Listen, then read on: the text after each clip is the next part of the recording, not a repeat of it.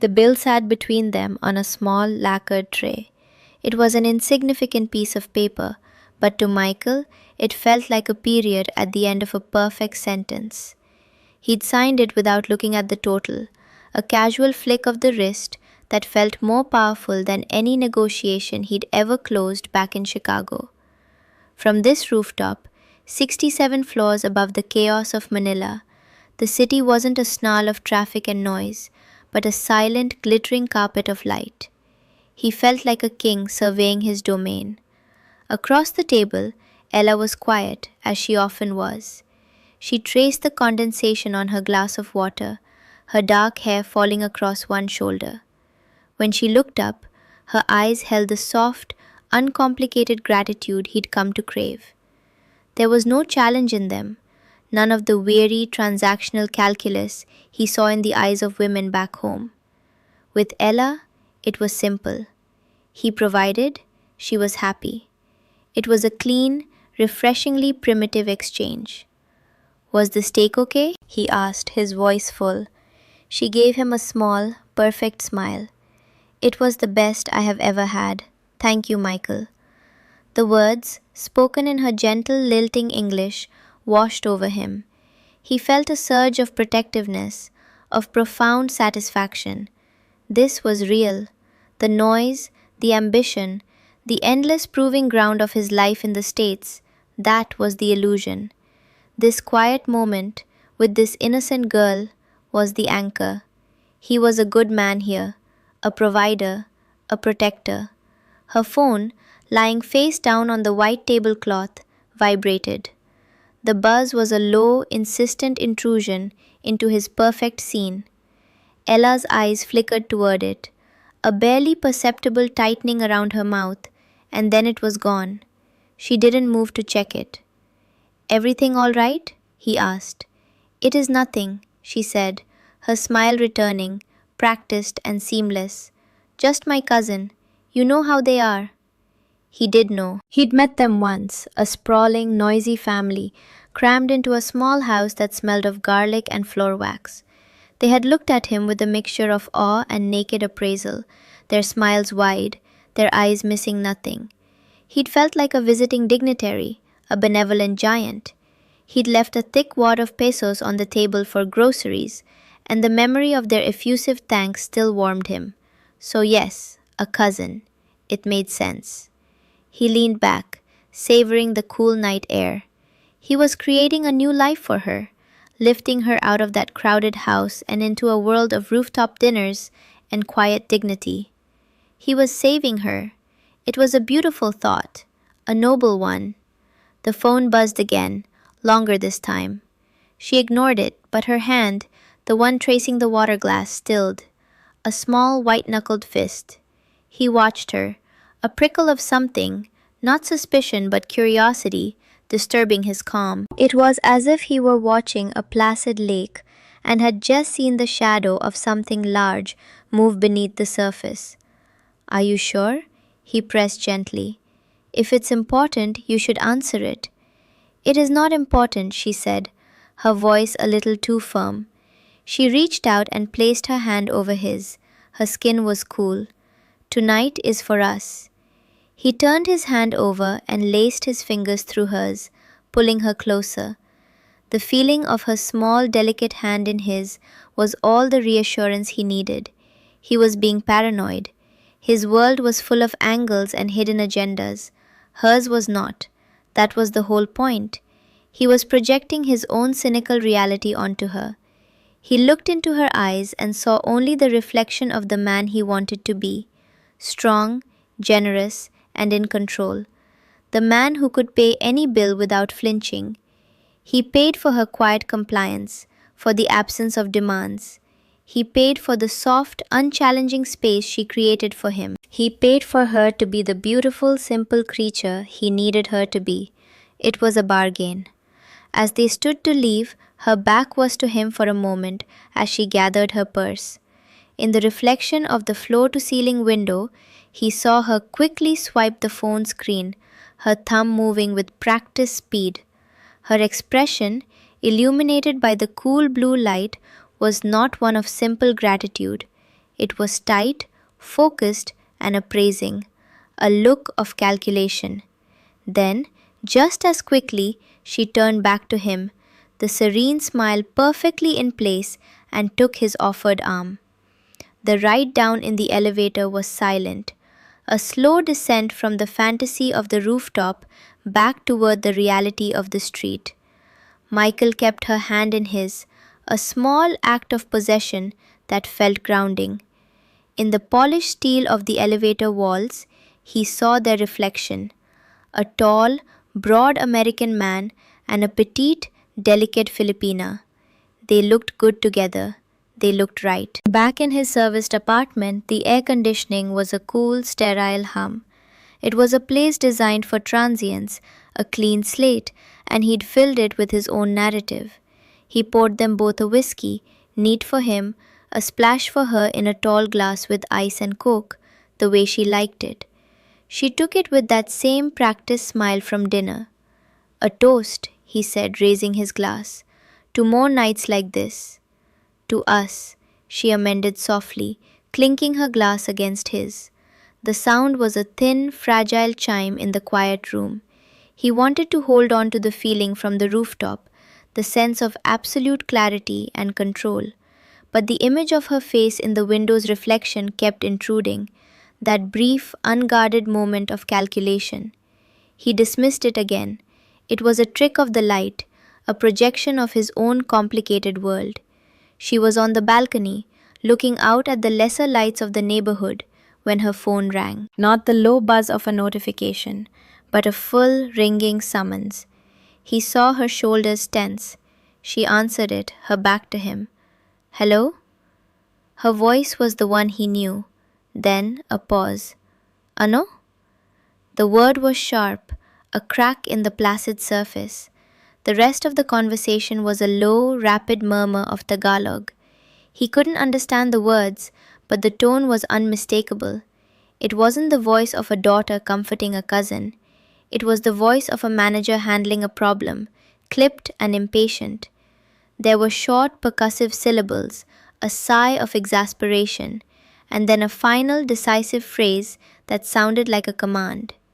She ended the call and stood for a moment, her hand gripping the railing, before turning around.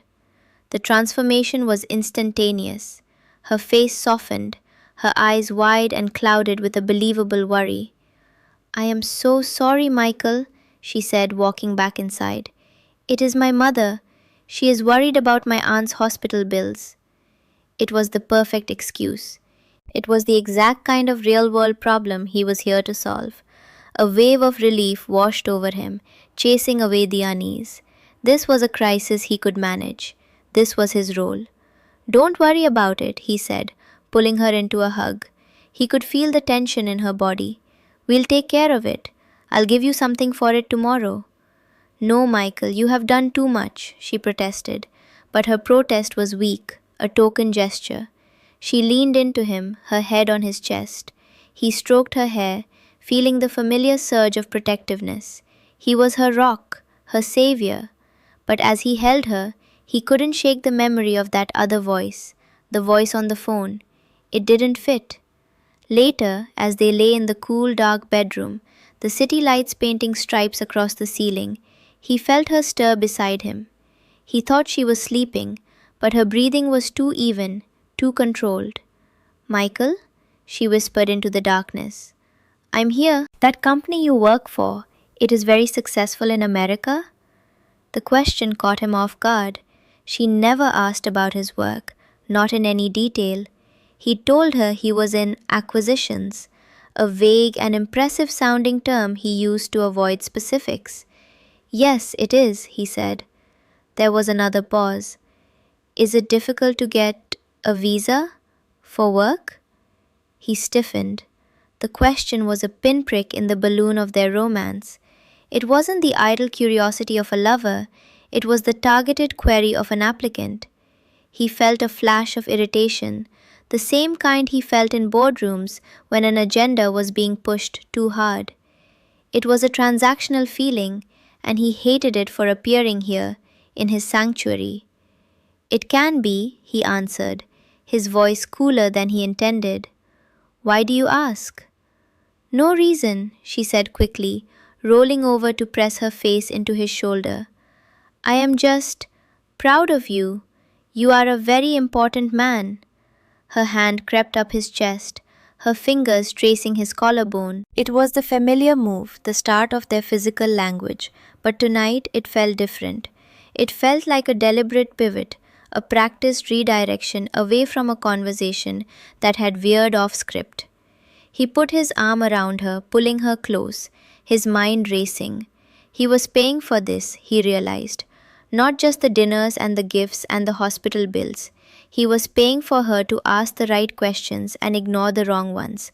And for the first time, he felt the faint, chilling suspicion that he had overpaid. The morning light cut through the blinds, striping the bed in stark black and gold. Michael was awake long before Ella stirred. The questions from the night before had coiled in his gut, a cold knot of unease that sleep hadn't loosened. He lay there, listening to the hum of the air conditioner, replaying the slight dissonance in her voice, the targeted query about visas, the flicker of calculation in the window's reflection. They were small things, but they were adding up. Ella's phone, left on the nightstand, lit up. The screen showed a message preview, not in Tagalog, but in crisp, jarring English. It wasn't from a cousin, it was from a man named Paolo. "Did you get the hospital money? The rent is due Friday." The words hung in the air, clinical and demanding. Michael felt a sudden, icy calm. This was not a projection. This was not paranoia. This was a crack in the foundation, and he had to see how deep it went. He reached over and picked up the phone. It wasn't locked. The message thread with Paolo was a ledger. It was a business plan. Scrolling up, he saw his own name, a recurring entry in a meticulous accounting of his generosity. Michael, dinner, 8K PHP. Michael, family groceries, 10K PHP. Michael, new shoes, 4.5K PHP. Below each entry were notes, appraising and strategic. Mood is good, very receptive. Mentioned his ex-wife again, feels guilty. Good time to bring up auntie. The phone call from the night before was there, summarized. He's asking questions. I pivoted. He bought it. He kept scrolling, a spectator to his own seduction. He saw a picture of her not in a crowded, noisy house, but standing with Paolo and another man, smiling in front of a half-finished construction project. A new house, by the looks of it. His groceries weren't for a dinner table, they were for bags of cement.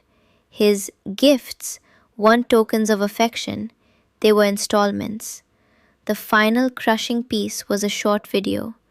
It was of Ella talking to the camera, practicing. She was testing phrases, softening her expression, rehearsing the very lines that had so captivated him. "It was the best I have ever had. Thank you, Michael." She tried it 3 times, adjusting the tilt of her head, the level of awe in her eyes, until it was perfect.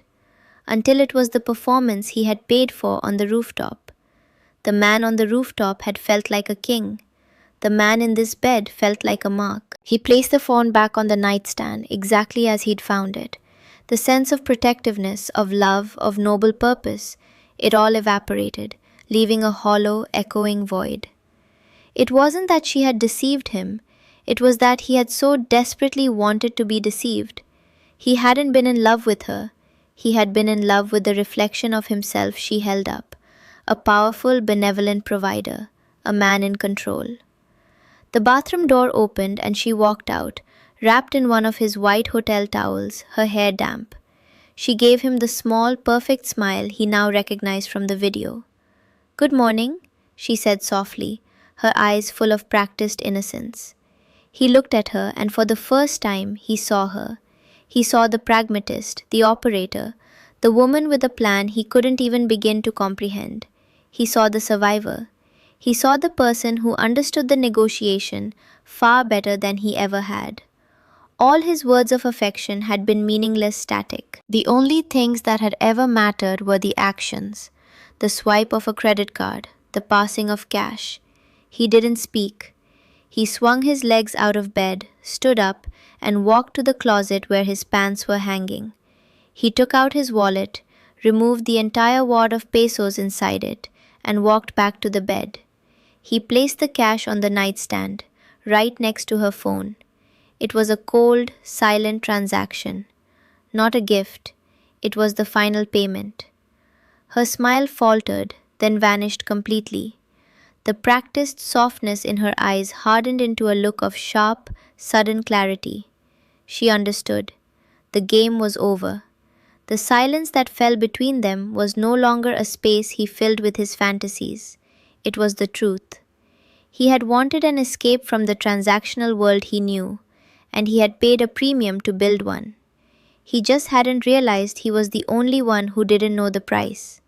She looked at the pile of cash, then at his face. The mask was gone.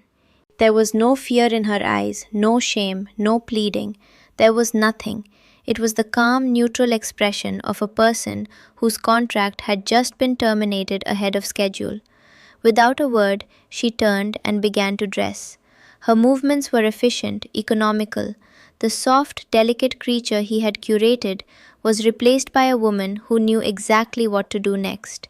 She put on the dress from the night before, slid her feet into her heels, and zipped her purse. She picked up the stack of pesos from the nightstand. She didn't count it, she simply put it away. At the door she paused, her hand on the knob, but she didn't look back at him. "It was a good arrangement," she said, her voice flat, uninflected. It wasn't an apology or a confession, it was an assessment, a closing statement from a business partner. Then she was gone, the quiet click of the lock echoing in the sterile room. Michael stood alone in the center of the apartment. The air conditioning hummed, scrubbing the space clean of her perfume, of everything. He walked back to the window, the same one where he'd seen the first crack in his fantasy. Down below, the real Manila was waking up, a symphony of jeepney horns, shouting vendors, and a current of life that had no interest in him. The glittering kingdom he had surveyed from the rooftop was just a city full of people making deals to survive. He had wanted an escape from the cold, transactional nature of his world. He had flown halfway across the globe only to find he had simply built a smaller, more intimate version of the exact same thing. He saw his own reflection in the glass, no longer a king, no longer a savior, just a man, a customer. The most uncomfortable truth settled in, sharp and suffocating. He wasn't the victim of a grand deception. He was the author of it. He had sought out a world where the rules were simpler, where his money made him good and powerful and needed. He hadn't been buying her a new life. He had been buying a version of himself he could no longer find back home. The myth of the innocent Filipina was never her story to tell. It was the one he paid her to perform.